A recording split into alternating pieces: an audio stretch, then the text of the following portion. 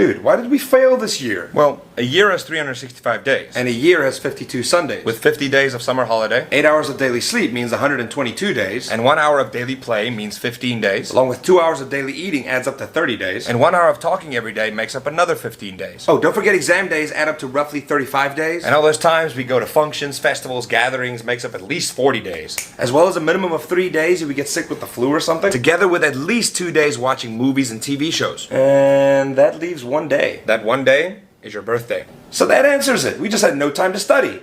At all.